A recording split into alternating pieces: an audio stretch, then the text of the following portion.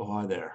I wanted to make a video talking about Jason Unruh's latest commentary on the United States possibly placing an embargo on the Venezuelan nation, stopping them from selling crude oil and also importing machinery to extract said oil.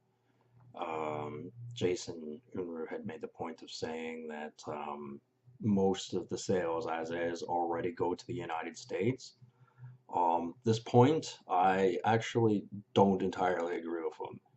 Um, you ain't gonna find sources on the internet that specifically say this, but more often I would think the bulk of the oil that is consumed in the United States by everyday people, government institutions, the army, whatever. More often, it comes from North African countries, Middle Eastern countries that the United States has recently, in the last 10, 15 years, invaded for various reasons. There is no reason that they would be paying big bucks to a corrupt regime in Venezuela. And let's face facts, it doesn't matter if they're supposedly left or supposedly right or Democrat um, or anything. It doesn't matter. Um, they're all just as bad as each other. And Venezuela is a war zone. And Jason Unruh has mentioned this before, probably not in those words, but no leadership in that country is squeaky clean. No leadership in most countries is, but most certainly not in a South American one. And that's just stating things the way they are. The United States is more than likely pulling most of its oil resources from the Middle East, from countries that they currently occupy, because it's other than bringing in the machinery, which probably already exists in many of those places, up to code and shipping it back to the United States, there's little to no cost. They don't have to pay people to take it. Whereas Venezuela happens to be on more of our side of the globe. They're just south of Florida. They're not very far away at all. And crude oil in the ground lasts a very long time. It's when you pull it out of the ground that it has an expiration date. So it makes total sense that the United States would more pursue gathering oil from contested areas, let's say. Because I mean, there are many examples where there are actually oil fields in Texas and things like that, and the United States government doesn't want it, won't let them refine it, won't let them pull it out of the ground, and that's because that oil is already there. Like it's not going to go anywhere otherwise. But oil out in places like Iraq, where Saddam Hussein torched a bunch of his oil fields, yeah, that could be a problem.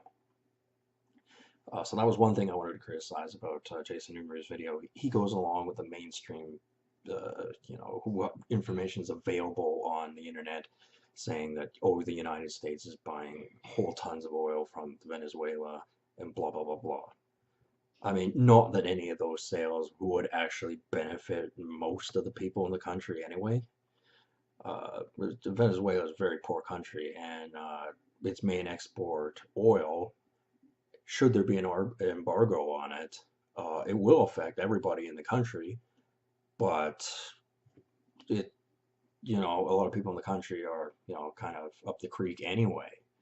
And it wouldn't matter if Venezuela, the, political elite, industrial elite, and the oil companies in Venezuela were making money hand over fist. It wouldn't trickle down to local populations there. It just wouldn't. They'd have it in their pockets. And Venezuela as a country, okay, you look at the surrounding countries, like Colombia, for example.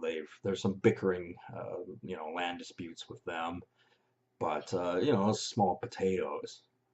Uh, Jason Unruh also mentioned cryptocurrency.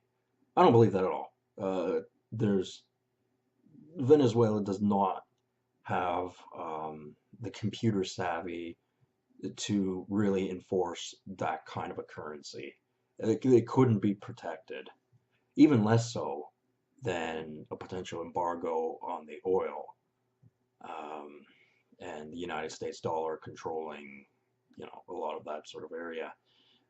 There's just too many countries that are way further ahead technologically wise than Venezuela when it comes to cryptocurrency that there wouldn't be a digital footprint. That's not how third world or close to third world countries operate. They operate on basic resources.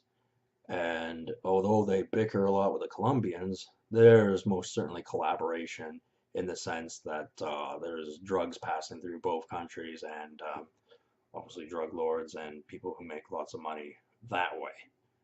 Um, Not nearly as much as they would from their oil, but Jason neglected to mention that because it's kind of hard to paint anybody or any country in a good light if you're including all the nastiness that goes with that kind of a trade. Um, there's no putting lipstick on that pig. It is a pig, and everyone's gonna believe it is. So that thing is, it's questionable, and you know, it doesn't matter if it says it on the computer. It doesn't matter if it says it on the internet. It doesn't matter if Jason Universe says it. It doesn't matter if I contradict it. If you're not there, and then you don't know, and you only know what somebody's told you. And right now, I'm just not seeing enough evidence.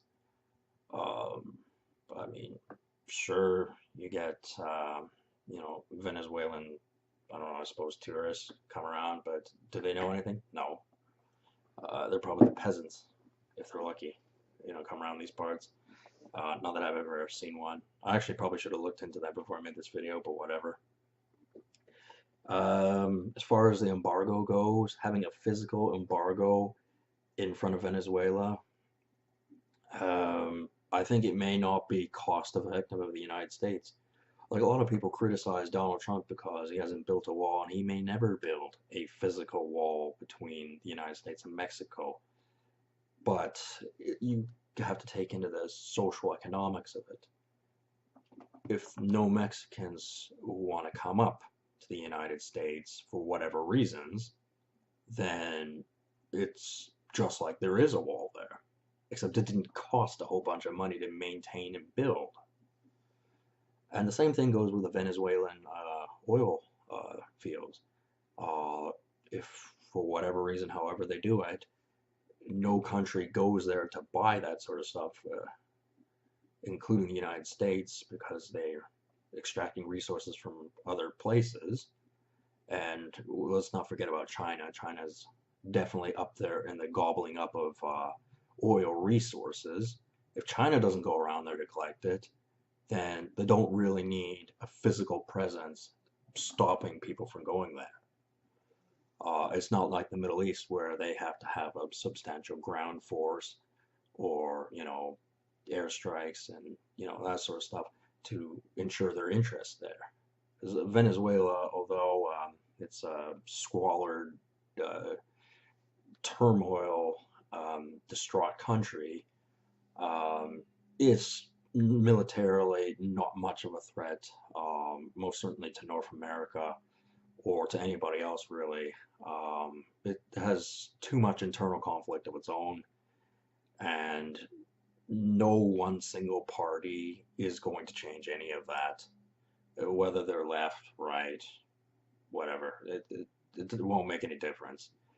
And the definition of being left or right is constantly changing, and it means different things to different countries.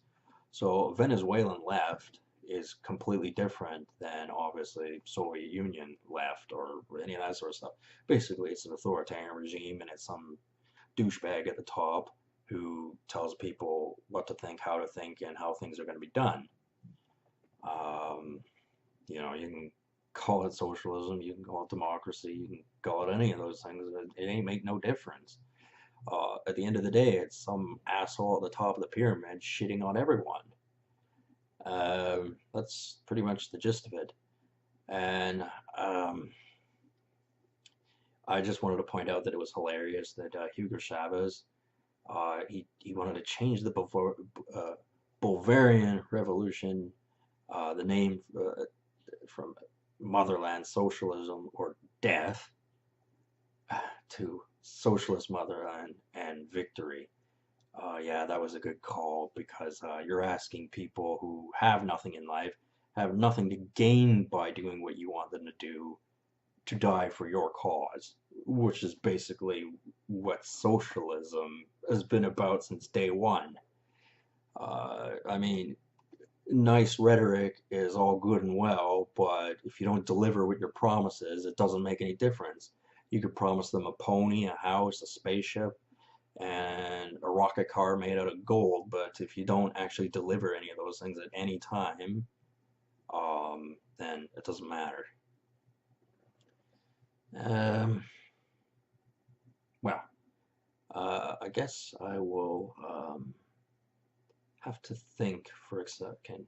What's the other thing uh, oh yeah, he mentioned free and fair elections. Um, Ideally, they would, have some modicum of a democracy or even a republic, really. Either one would be better than just constant political bickering. I mean, democracies aren't as, even the exact definition of them aren't exactly, very good because in a democracy, you can own a bike and 100 people could come up and say, well, there's 100 of us, so we outvote you, we're taking your bike. Whereas in a republic, that bike is yours and 100 people can't come along and take your bike.